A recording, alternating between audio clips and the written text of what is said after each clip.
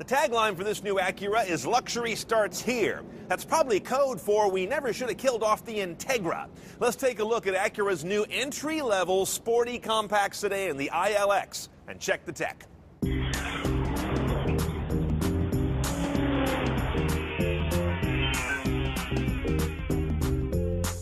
Okay, let's get it out of the way. Yes, it's a glorified Civic. That's basically the platform underneath the ILX. Things are pretty familiar up front. You got the latest version of Acura's Mighty Morphin Power Rangers breastplate on the grille there, and it's nice and handsome through here.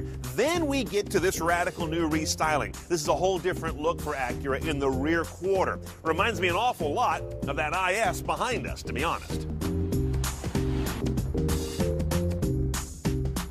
Now, once you get in the ILX, you find a very familiar Acura cabin, except for one thing. You can't get the crown jewel of car tech these days, a navigation system. If you get this 2.4-liter, which has the 6-speed manual, they think you're buying some kind of a 4-door track car, so you can't get the thing that you do want.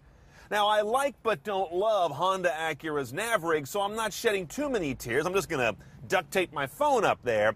But you end up with this roughly 5-inch Honda Civic display that we like, but it's a little bit of a letdown.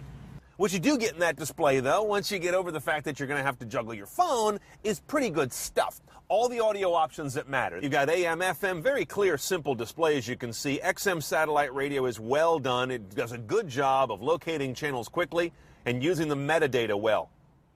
Obviously, an optical disc slot right here.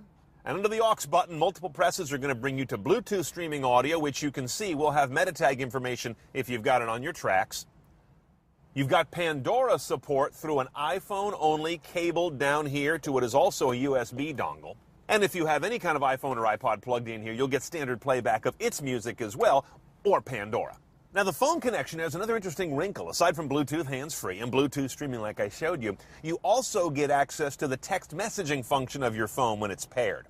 Now, these 6-speed 2.4-liter cars have a premium package on them, and that means you're going to also get the premium audio system, which is 6 speakers as well as a sub, 360 watts instead of 160 bass on this guy, and a rather elaborate backup camera, which gives you a whole bunch of different views to the stern. If you back this thing into something, you're just a crappy driver or a drunk.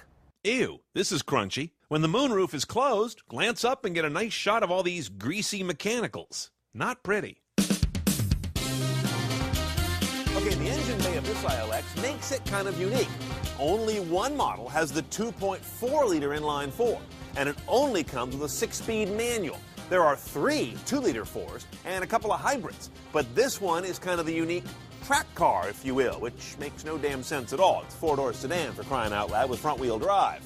Here are the numbers: 201 horsepower, 170 foot-pounds of torque. 0 to 60 is in the high 6s. Let's call it 6.8 for a car that weighs 2,900 to 3,000 pounds. MPG is 2231. Average it out at 25.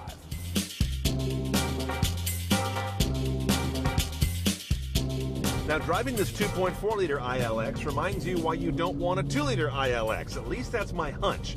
I haven't driven that model, but this one has just the right amount of power. It's not overwhelming, but it's never gutless, and the power comes on effortlessly. I really like that. That's that responsive thing I always look for.